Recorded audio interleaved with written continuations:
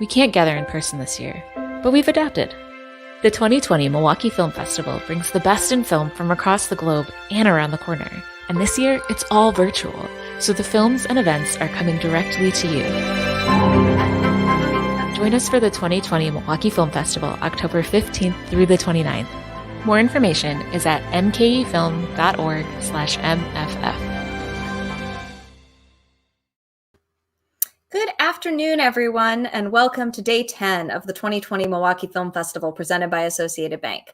I'm Kara, and I'm the Artistic Director at Milwaukee Film, and I'm really thrilled to welcome you to the second of two conversations this afternoon, kind of honoring our Centerpiece film, Coming Clean, directed by Ondi Timoner.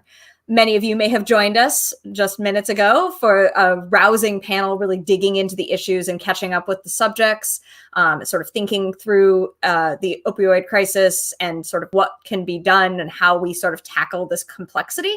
And now we're going to turn to a little bit more of kind of behind the scenes of filmmaking for this conversation with Ondi Timoner. I have a few reminders and housekeeping things before we get started. First, please remember to vote. Cast your vote for the Alan H. Budd and Suzanne L. Seelig Audience Awards at watch.mkefilm.org. You'll go to the film's page and click on the button that says vote here, and you will just cast your vote there. Audience awards do mean quite a bit to filmmakers, so don't forget to let us know how much you enjoy these films so that we can share that with our filmmakers. You also will notice that we have a double up again this year. The generosity of Judith McGregor and Richard Galloon means that they will give us $75,000 if we are able to raise that during the festival.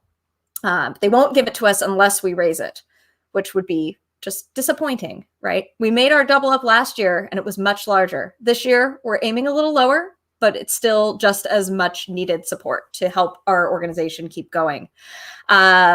There's a couple ways you can help support us. You can text double up, that's all one word, to 44321. Any dollar amount, we'll double those dollars for you. If you're checking out at our ticketing site, if you can round up your purchase, we will take your pennies and we will double them.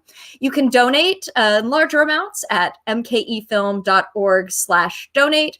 Or if you're considering becoming a member, and please do consider becoming a member, our members help keep us going year round, help allow us to do free programming just like this that serves the community and helps filmmakers dig into issues that matter to them and, you know, introduce young people to the magic of cinema. All that we couldn't do without the support of our members. We truly appreciate and thank our members for kind of sticking with us in this virtual film festival. And we encourage those of you who may be up for renewal this month, that will be doubled.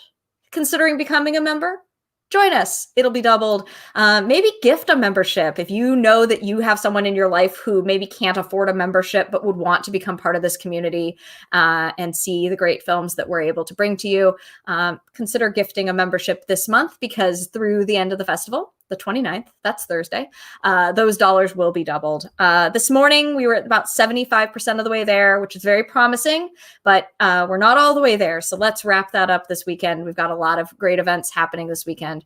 Later tonight, we'll be dancing to Stop Making Sense, separate, but together. Consider helping us make that happen.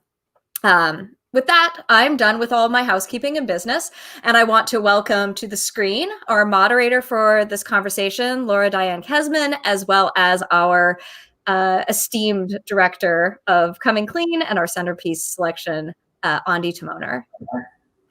Hello, friends. Hello. Hello. Thank you. Yes, thank you for the introduction, Karen. And I just wanted to say before we start that it's very personally exciting for me to be talking with you today, Ondi. I've been an admirer of your work for a while. So yeah, so this is going to be fun.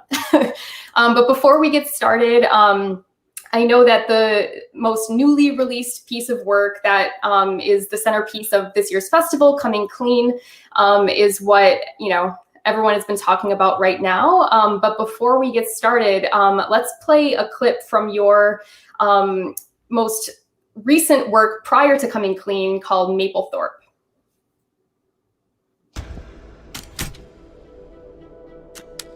I liked your show. Thank you. I like my flowers. Beautiful.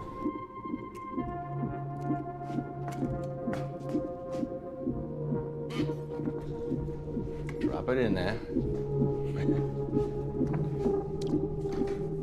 Attaboy. Let it flow over the picture. That's it.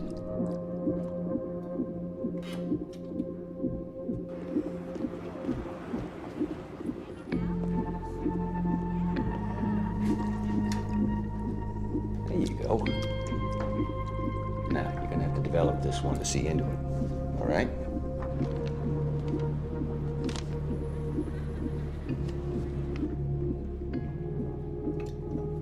Okay. That's good.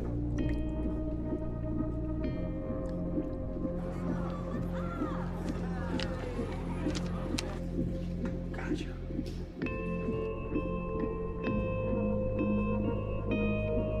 What is this? This is wrong. You do know why, yes? You were not to touch this again. It wasn't made for this.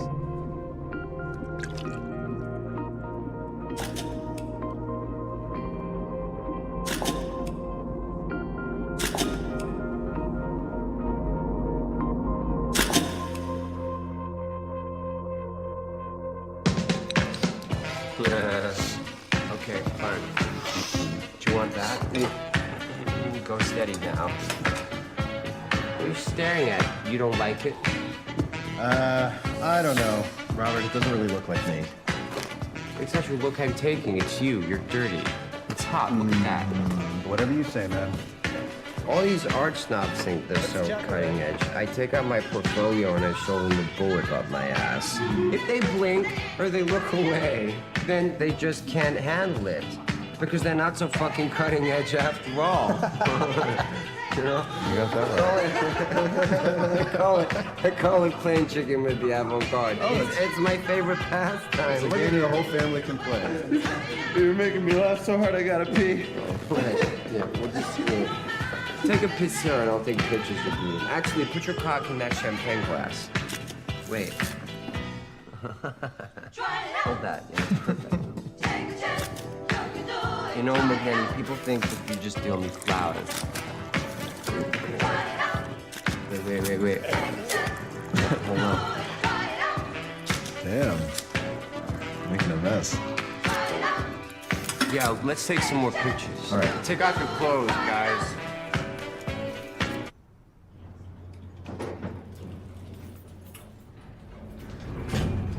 Robert!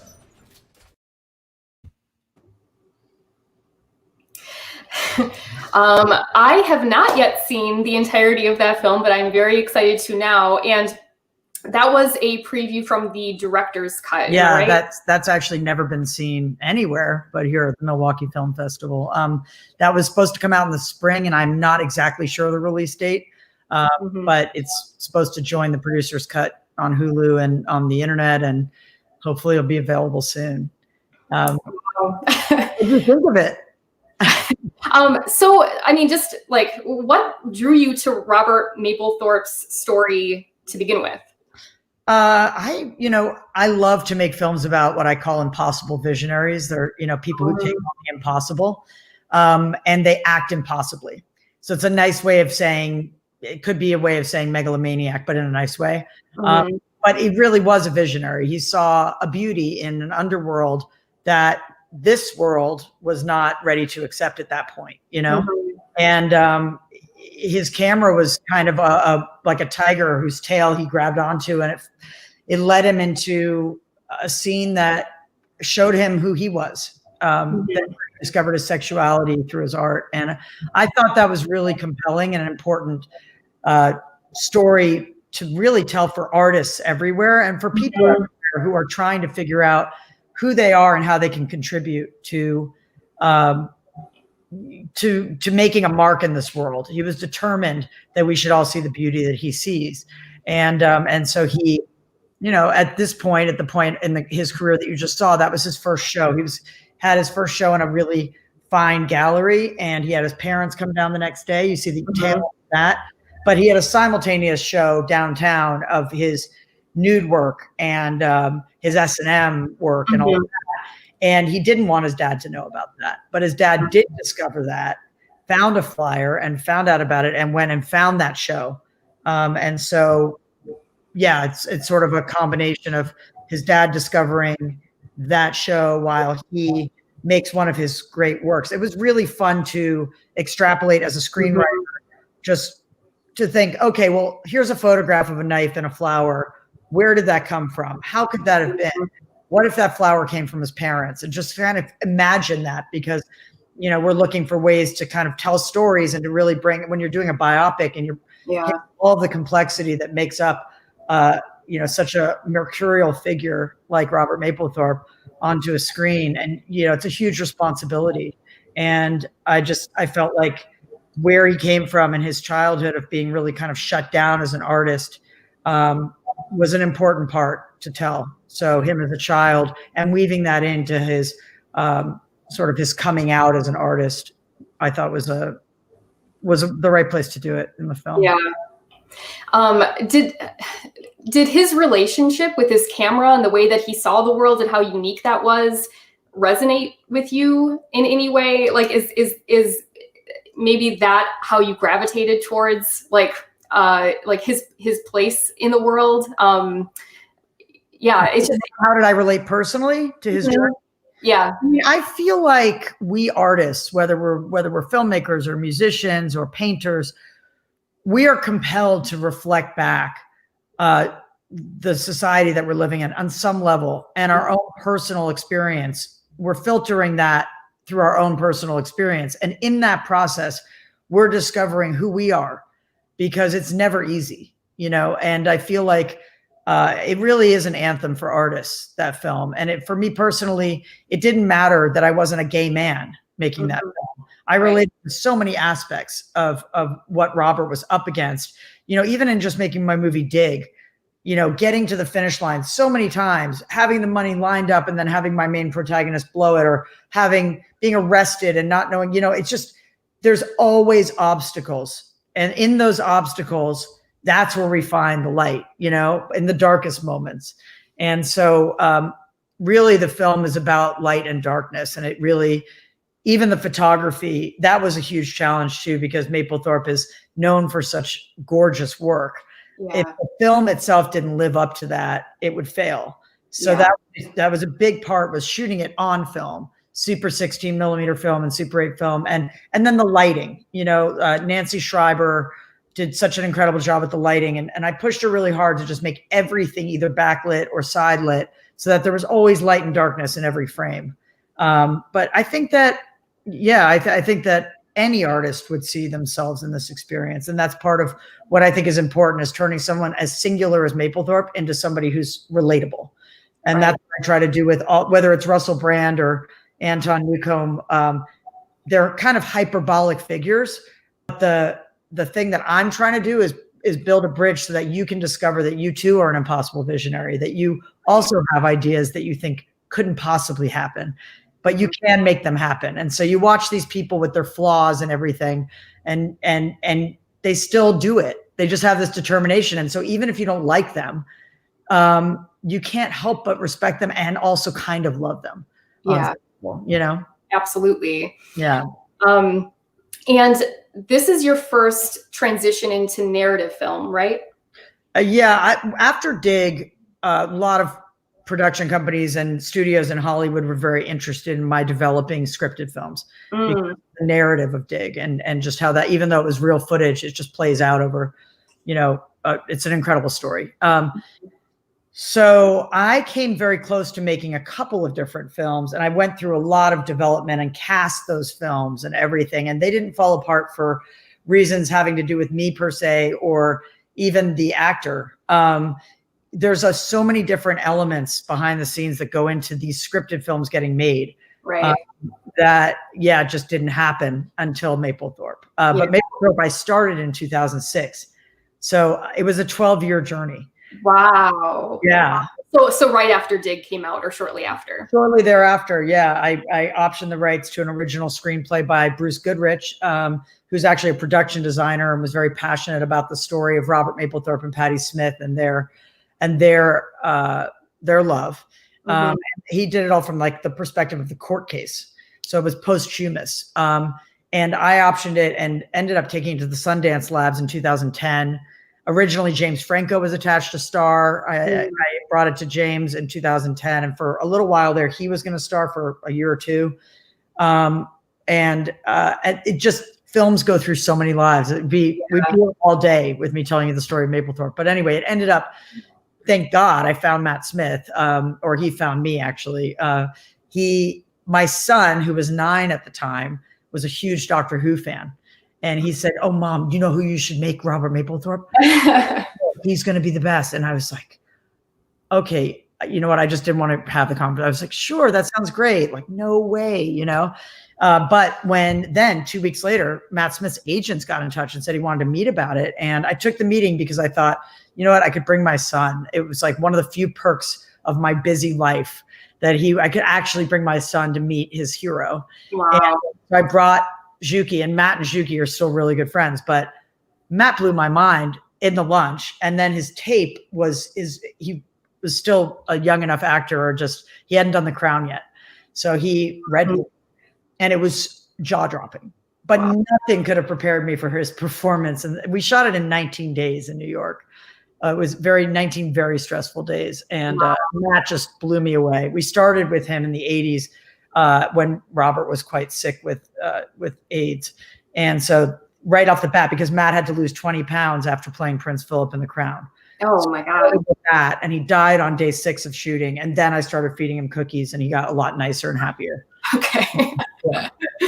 Yeah. What's so fascinating to me is that coming from you have this catalog of documentary work, and now knowing that this started in 2006, that's also an interesting component, but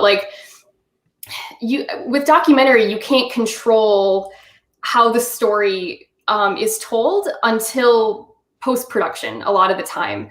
And so when you're the approach to a narrative film and the approach to a documentary film are, what I would imagine, 2 completely different beasts. And it's all the things that you wish that you could control in documentary, suddenly you can. You're writing the sound bites, you have the control of framing the shots and making it look exactly how you want to, where you're not really afforded that luxury when you're filming, unpredictable scenes, you're filming real life. So how did those 2 things? Yeah, it's a great question. I can't tell you how much easier it is to make a scripted film. It's just so funny that, it's got its challenges for sure. And if you don't get it on the day, you got to get it on the day. That's the thing. In a documentary, it's like, oh, we should have talked about this thing. You know what? I'll ring her up and we'll just go back. No, not when you have a crew and lights and you have that location for that day, and it's location. If you're shooting an independent film, it's really location based. So you got to get everything in that location, and then you're out. And that's it, unless you have quite a budget for pickups and things like that, which we didn't have. So there is that challenge. And I definitely had to strike scenes on the day. I'll tell you my experience as an editor of documentaries, and having, they say necessity is the mother of invention. It's absolutely true. So when I was a student at Yale University I was a student from 90 to 94. There was no media department there at that point. Now they have Avids and everything. Yeah. So I started at a public access station, and I started on a shuttle editing system. And then when I discovered the Avid, it was I just found God. Or something. Right. You had the experience of actually cutting film. Actually, I wish. I was cutting 3/4 inch tapes. Okay. Competing with the local pastor and the head of the Communist Party for 3 hours of time in a weird public access editing bay. Oh my gosh. Yeah, it was hilarious. And so that was kind of the beginning of my editing experience. But I am now, I'm an editor. Just this week, I had to save a project by cutting character reels, and ended up cutting over an hour of stuff since Monday night. It seems to be the skill of all of them that has served me the most. And I would say if you're watching this and you're considering being a director, learn to edit. Editing will teach you what you need. And in the case of Mapplethorpe, I knew what to get on the day. Yeah. Because of the fact that I was an editor for so long. I knew when I had an authentic take. I knew when I could move on, and I knew the shots would come later. So if I needed to kill, I'm so sorry, my dog is very excited. Moment. This is like Charlie. like a candid camera of Zoom in 2020, candid camera. Oh my God. Right down. What? Yeah, she's gone. She left. All right, I'm going to keep talking to all of you out there. So yes, if you are looking to be a director, definitely be an editor. And I think that, there we go. You're muted. You're muted. Oh, I am. Oh, look at. Oh, okay, got it. We'll just do dogs. We'll do What's your dog's name? This is my partner's dog, and his name is Symbol, like a crash cymbal of like a drum set. Oh, that's amazing. Well, this is Charlie. So that's Charlie. And then Bellatrix is running around here. She's like a crazy husky. If you've seen Catherine the Great or The Great, is that what it's called? What's it called? The Great? Just The Great. The Great. If you've seen The Great, she's like she should have been a member of the Russian court. But that's amazing. But anyway, about editing, I would just say, yeah, that's the key to everything. And so when you say you don't have control necessarily as a documentary filmmaker over what the film is until the edit bay, that's absolutely true. It's also true in scripted.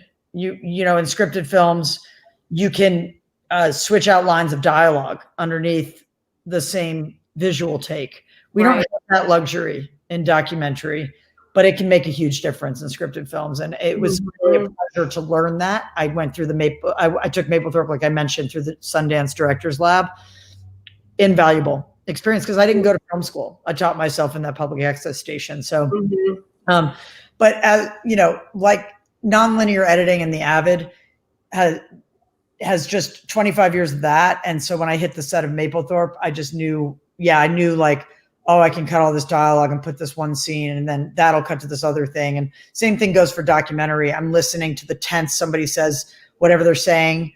Oh, I need that in the present tense. I have the past tense. I have that sentence. I try not to cut people off and to go totally organic with the dialogue. So I know I have questions, but I don't go question to question. I just go with the conversation. But I'm like, I have this I guess we get grooves in our brain, but I have like slots in the brain so that I just know, oh, note, mark, like, okay, these things. And then I just get those things at the end, but usually organically if they don't say them. It's funny, you learn a lot about the way people speak, and they end up saying absolutely what you need. But I'm always editing as I'm shooting. So yeah. So it's been the same thing is that, I mean, like I say this all the time too, like the importance of editing is so invaluable. Like, especially as a shooter, you know, like I, you know, talk about what goes into documentary filming quite often, just because, I mean, there's like a million things that you're thinking about at all times. And when you have that, that familiarity and like, it's like you're in the editing room as you're shooting, you know? And so you can like almost start to predict like what's going to happen. And you know, like the cutaways that you want, and it's what's happening in real time. I recommend doing that making your schedule, and this is important too. I'm supposed to be a masterclass, so I'm just going to give whatever like tidbits of advice come up. But one thing I highly suggest is that you go into production, then you go into post, then you go back into production, you go back into, it's just, no matter who you are, even if you're somebody who's edited 1 million films or directed 1 million films, you're still going to want things that you didn't get, or certain things that other characters say is going to inform what you want to get from other people, so that you can make like whatever point you want to make through the subjects, if that makes sense. So, you know, in Coming Clean, I had I had addicts in recovery, and they would say certain things that then when I was with a congressman, or I was with a senator, or I was with the lead prosecutor of the opioid lawsuits, I knew I wanted to talk about the solution to the problem that addict had told me. And I wanted to have that first piece so that I could then get that second piece and put them together.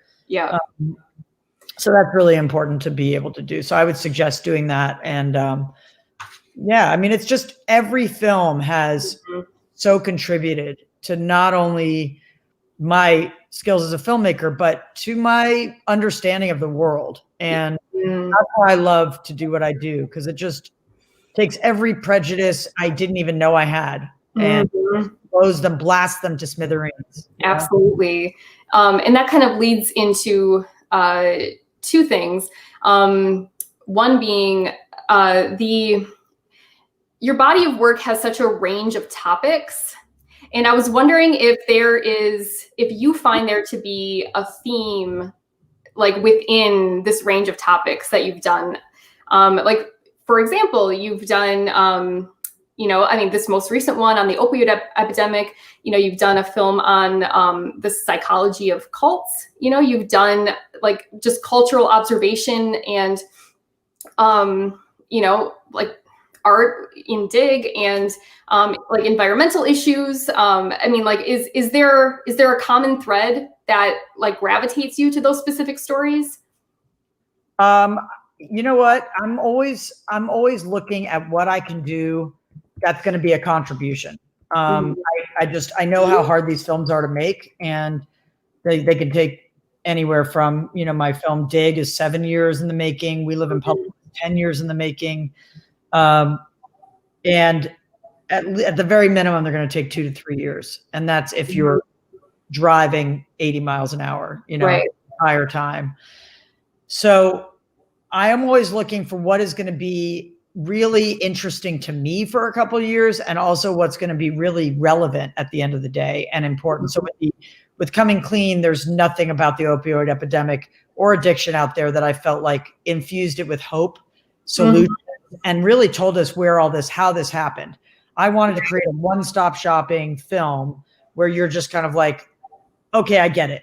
I get how the greatest crime in the history of America was perpetrated on our people, but I also now understand this disease, how it works biologically on the brain.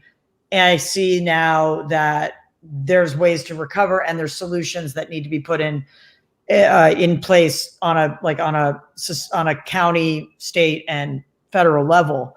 So that was kind of a lot to take on, and I wanted to make sure that the emotional impact was also the first and foremost. So, it's kind of looking at so now I know all that. Personally, I'm like a PhD in that subject. Right.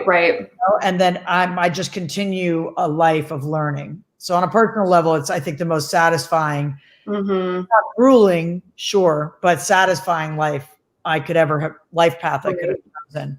And I was going to ask that because you're the approach to a topic that has been done so many times over, we've seen the stories circulate, on the opioid epidemic for years now, but to approach kind of like this ubiquitous topic like that in a unique way is super challenging. And when I watched Coming Clean, that's something that I definitely took away with. I had no idea about IMS, is that what they're called? In the selling of pharmaceutical records, why has that never been the focus? That has never ever been talked about. Blew my mind. It's crazy. They're selling your prescription data. And it makes so much sense. It's just until you tie it all together like that, it's so much more of it's hard to imagine how we got there. But when you introduce that, it's well, of course, Yeah. I think that's the thing about my movies, is that they are jam-packed with information and content, because there are so many different angles that I want, in this case, in Coming Clean, that I wanted to share. I really wanted you to know about IMS and IQVIA, and just that there is a great profit to be made off your pain, and there are people out there making that profit, and they're going to continue to, and a company like that is going to make for more epidemics in the future. So I feel like I have to fit that in, you know what I mean? I have to.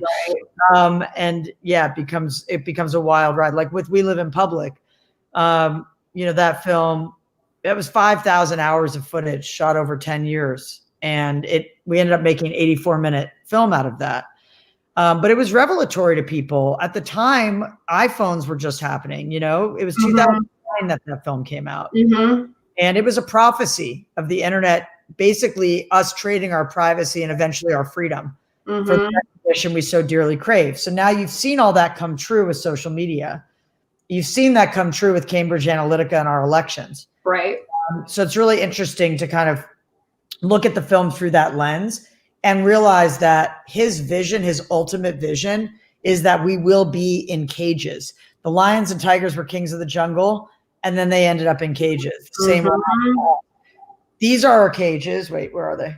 These are our cages. Right.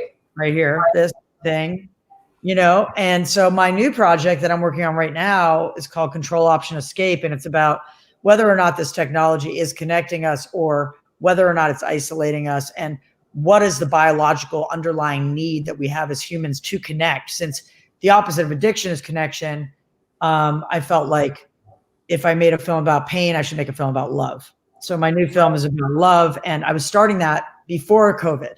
Started that in November. So you can only imagine what it's turned into with COVID. I was just going to say, like, we live in COVID. I can't imagine what you thought the film was going to be when you started it, you know, in year one, you know, into what it became. I can't remember the name off the top of my head, but I saw a documentary recently, which is all about like our data and the selling of our data, and Cambridge Analytica, and it goes over all of that. And one fact that completely blew me away is that in terms of like global resources, our data is now more valuable than oil. Yeah. That's insane. I know. Do you have the opening of We Live in Public? We should share that in case people haven't seen it, and then we can. Oh yeah, let's play that. And I'll answer your question about what I thought it was going to be. Yep.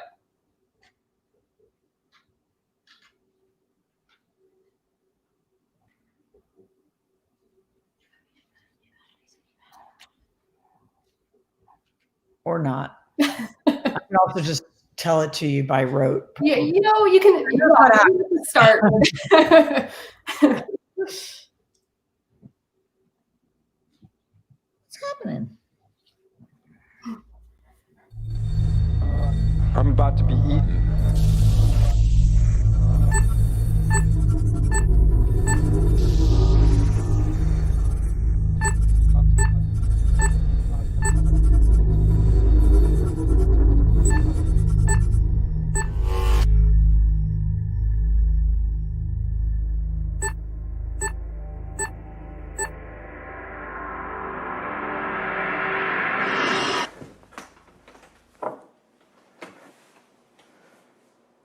Hi, Mom. Josh here. Long time no talk to. First of all, let me say that I love you. I always have. I feel no angst, anger, or anything of the kind toward you. When Mom was diagnosed with the pancreatic cancer, when we knew it was terminal, the whole family was there except for Josh. And she was asking for us to get in contact with him. Our relationship has been sort of an odd one as they go. Speaking to you virtually is how I know how to do this best. I'm sending you out in style here. I mean, this is haute couture, and now this is what art is now. It was hard not having him there and just getting a tape from him, and a tape that was actually pretty cold tape.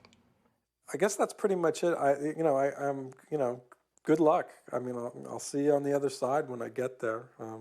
By the way, while you're there, give my best to everybody, all my ancestors and relatives, give them my best, and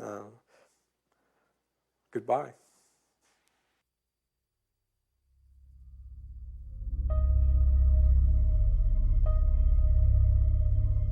The internet's like this new human experience. At first, everybody's going to like it, but there will be a fundamental change in the human condition. As time goes by, you're really becoming in these more constrained virtual boxes. Our every action will be counted. One day we're all going to wake up and realize that we're just servants. that's captured us. A few hundred years ago, the lions and tigers were kings of the jungle. And then one day they wound up in zoos. I suspect we're in the same trap.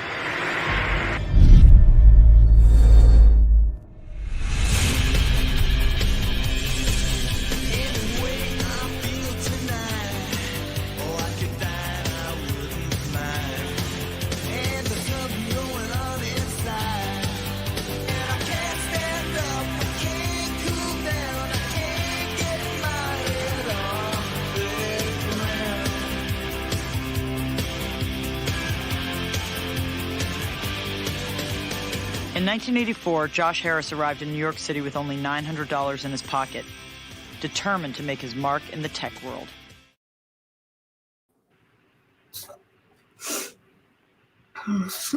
So powerful. The zoom out to reveal like the YouTube post was so great.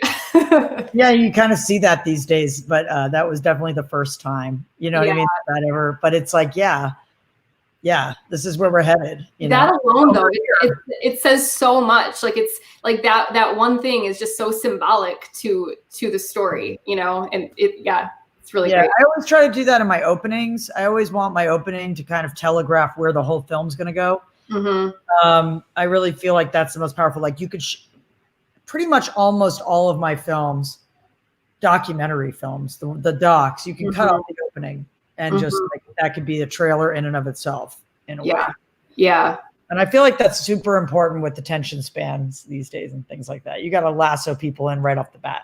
Oh yeah. The way that, we approach, edits is completely different now. It's like you have 5 seconds, for people to decide whether or not they're going to continue to watch. It's the stakes are a lot higher in terms of. Is it 5 seconds? I mean, I don't know that for a fact. I'll fact check that. But I hope it's like a minute. It's definitely not a minute. It's not a minute.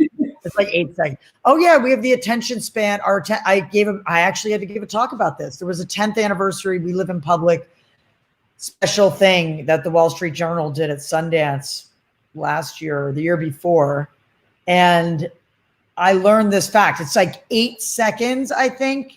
Yeah, our attention span is 8 seconds. It's less than that of a goldfish now. Oh my God. That was the stat. That's crazy. And we definitely would touch our cell phones like 256 times a day. Like way more than we touch each other. So oh yeah. Well, especially now. Yeah. Well, I know that we don't have a ton of time left, but one thing that I wanted to touch on is so the fact that your long career, in this industry, which by the way, I didn't know. I mean, I don't know much about how you started to get into documentary. You said that you didn't go to film school. I can tell you if you want. Yeah. I'll tell it quick because I know that we only have 10 minutes, but and I'm sorry we only have 10 minutes because you're great. I know. I want to keep talking with you. Well, another time. For the Q&A for Bend Film Festival, but let's go with Milwaukee. No, I'm kidding. I started actually in my junior year at Yale. Senior year? I was 19. I think it was my senior year. And basically I just started with I can't even remember why I asked for a camera, but I asked for a just consumer video camera for the holidays. And my parents gave me one, and I went across the country. I interviewed people in toll booths and convenience stores about what makes them happy, what they fear the most, and what they think of gays in the military. Wow. Because it was 1992. And that was a hot topic. Yeah. And I can't tell you how much more interesting those truck stops were with a camera in my hand.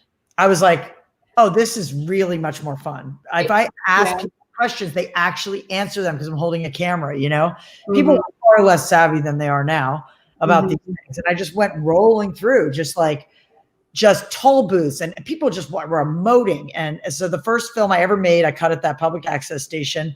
That was called 3,000 Miles and a Woman with a Video Camera, because I asked a truck driver what he fears the most. And he said, women with video cameras. And I was like, you just gave me the title of my movie. But that was junior year. And then by senior year, I was like, you know what? I will take your class if you let me make a film instead of write a paper, as if they cared whether I took their class or not. Like how productive of me to even. That was the fact though, because I was like, you know what, these papers I've been writing, they're gathering dust on the shelf. Whereas every time I go out there and make a film, I'm learning so much and I can share it. So there's like a 2-for-1 on that.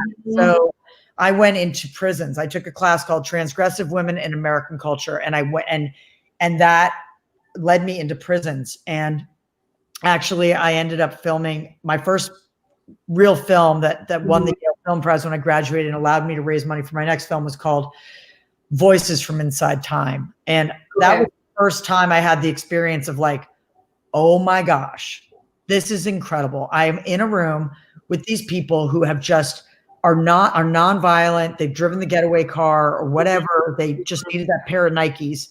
They were disenfranchised from day one. And now they're being housed with our taxpayer money in this parallel universe, hidden away, silenced. And because I'm walking in there with my camera, I've got their voices and I'm carrying their voices to the car and then I'm driving away. And now I edit that and I can share that on PBS. Like this was revelatory to me. And I was just like, that was it. That was when I got married to this career that I have a love-hate relationship with. Love-hate completely. Like, I one time told my mom, like, I think it was when I finished We Live in Public, if I ever, or maybe Dig, if I ever tell you I'm making another documentary, just shoot me. And it's like 5 films ago, but right. Five films later. Yeah. So that's how I started actually was doing that. And then that led to one woman in prison who just got out after 20 years after I made the movie about her. It was called The Nature of the Beast, my first feature film. And that came out in 94? Came out in 94 and she got out 2016. Okay. Or 15. And my son and I traveled back so I could film her getting out. And I talked to the warden who wouldn't let me in to film her actually leaving the prison. And I said, but you guys let me film a whole film there called Voices from Inside Time. He's like, you're lucky it was back then. You'd never get it today. So the access is just like cut on that stuff. I just want to say, like, the experience that you just described of like having that camcorder for the first time and just showing up at truck stops and asking people questions, like it fundamentally changes the way that you see the world. And I feel like for those of us in documentary, it's really like a vocation that chooses you. It's not a job that people just like, I think I'm just gonna, try a documentary for a little bit. It's really a lifestyle that you can't divorce yourself from. Yeah, it's pretty time consuming, let's say, especially if you're going to edit that film, which I do recommend. I do think that what you said earlier on is very important. I have said jokingly that like editing is 70%, but then actually the content is also 70%. So it's 140% required for a documentary. But no, I mean, the edit is really the biggest part. And it's really important that you realize it's going to be months and months and months and months. And I mean, with We Live in Public, you asked me how it started. It started with filming that bunker.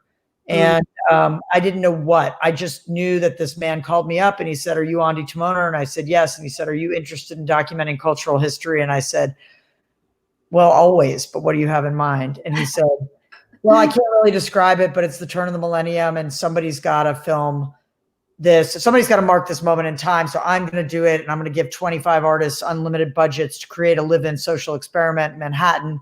And I was like, I was developing my first TV series. I almost said Jungletown. That was my other TV series, but sound effects. Yep. I was making a pilot in New York. And I said, "Well, I'm actually going to be in New York shooting a pilot in early December." And he said, "Well, you should come on down." I went down there and people were like with scaffolding, moving scaffolding into the building. And I said, "What's that for?" And they said, "Oh, that's to build the capsule hotel underground." And I walked in and there was like a guy hanging like surveillance cameras. So, "What are you doing?" And he said, "Oh, I'm hanging 110 surveillance cameras through the space." And I thought, okay, I don't know what's going on here, but I know that this should be documented and I should probably take care of that, So that's how it started. Wow. I had no idea. I had no idea about Facebook and iPhone, right? Apple. I didn't know that we'd all be on our phones. Yeah. We didn't do that then. We didn't have that. So it was 1999 and broadband hadn't been invented, and Josh Harris had a television network on the internet where you could see only postage size stamp visuals, So no, I'm not a prophet, but I do have a lot of tenacity. And I also left the project for a little while. And I did a few other films and then came back to it when the iPhone happened. And Facebook happened, and I said, I'm going west on the freeway, posted 2 hours ago. I was like, wait, I was just finishing my movie Join Us, which is about mind control. Yeah. And this We Live in Public is also about mind control. Yeah. And in a way is Brand: A Second Coming. So you asked that too. And to wrap this up, I'm going to answer that too, which is my films about these impossible visionaries so that you can become one, but they're also about our desperation to have our lives matter in some way and what we're willing to give up for that. And the answer is everything. Yeah. Everything. And so it's really important that we put our energy behind the right things, something that was going to be fulfilling and uplifting for not only ourselves, but our society. Yeah. And that's what I hope these films inspire us to do, But yeah, I didn't know until Facebook how to end that film. And I remember feeling like I was struck by lightning. I walked outside and I was like, oh, this is all going to happen to us. We're all going to be in the bunker. I have to work. After God knows how long you were like, how is this even going to come together? Like, No, I was like, he's not Bill Gates. He's not Steve Jobs. I don't know how to make this movie that's going to be relevant right now. Mm-hmm. With it, I'll keep shooting. I'll drop in sometimes, and sometimes it takes society and technology to catch up to the vision. It's still early. It was still like first guy gets the arrow, second guy gets the castle. It was still like just before Social Network, Trent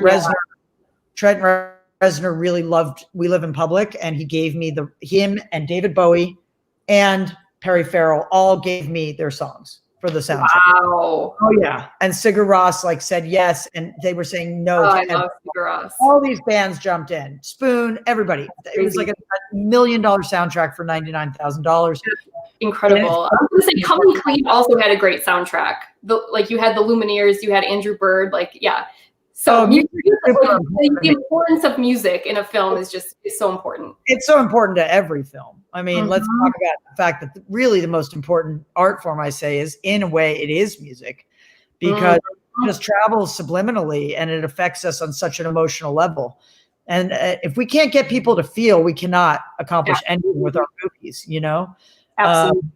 But yeah, I was saying something about We Live in Public that I didn't finish, but what can you do? You can't squeeze it all in. Okay. Last question. Do we have time for one more question? Let's do one more because I'm late for Ben, but I'm sure everybody else can roll with me. Okay. I was just going to say, one thing that excites me the most is when I'm reading the credits at the end of a film and I see women listed next to all of these key roles, including DP, editor. It's so important for that representation. And I was just wondering, from your perspective, how the industry has evolved since you first started in terms of women being represented in these key roles. And I mean, yeah. Yeah. So I started a talk show that you can see online called We Talk, which is a live forum. It was the first time I did a live talk show, because I have another talk show that if you're watching this, you might be interested in. That will be a great ongoing masterclass for you called BYOD, Bring Your Own Doc. And all of those episodes, hundreds of them, are on the internet. We Talk happened because I was sitting on a stage at Sundance again for a women in film panel right as the Me Too movement was happening. Wow. And it just felt like we were talking about being victims. And I thought, there are so many women in positions of great leadership and who have pushed this society forward, and they need to be celebrated. And we can look at all of the pertinent issues that we're dealing with as a society through their eyes and bring them together in unique combinations. So that I did a traveling talk show and did that for a couple of years. And I think that I wouldn't have been able to even think of that if it wasn't for the hard work of people that brought the Women's March forward and Me Too, and really blew the doors off this, or I guess burst through the glass ceiling. Now in documentary, we've had some parity. Actually, we've had not payment parity. We still get paid less. Right. Talk to my friends who are, the biggest doc filmmakers, male and female, and the men are offered more a lot of the time still. But we are directors more in doc. We're evenly directing. And that's not been the case in scripted films. And probably because there's more money at stake, but I don't know where we got off at thinking that men are somehow more emotionally adept or more capable of multitasking or more capable of running a set. I have no idea how that idea came about. I think it must be that they write the checks a lot of the time. And so then they're more comfortable and less intimidated seeing someone who looks like them and has like a 1-syllable name like Bob or Tom or Mike or something. Yeah. I don't know what the deal is, but it's an ongoing problem. So it's something that you just have to keep on pounding on, keep on. I was just raised never to think that it was an issue that I was a woman. I was going to be the first woman president of the United States, as far as I was concerned, until I was a page in the Senate and decided I wanted nothing to do with it from inside. I wanted to fight the system from outside. Yeah. That's my own trajectory, because I was raised and empowered by parents who are super cool. But I think for a lot of it's starting with early education, and it's getting executives who are women who are going to green light things for women. Yeah. I am late for Bend, and it's closing night. Well, it was so wonderful talking with you. So good to talk to you, Laura, and thank you, Milwaukee. Thanks for your love of film and for including me in the lineup this year. I appreciate it. All right. Bye, everybody. We'll keep in touch. Take care. I hope so. Yeah, definitely get in touch with me. I will. And if it's Coming Clean movie, and I'm just Ondi Timoner wherever. Okay. I'm bad at social media, but eventually I will answer. So hit me up if you need my help. We got to support each other as filmmakers. So yeah, you will be here. Okay. I'll help you. Okay. Bye. Bye.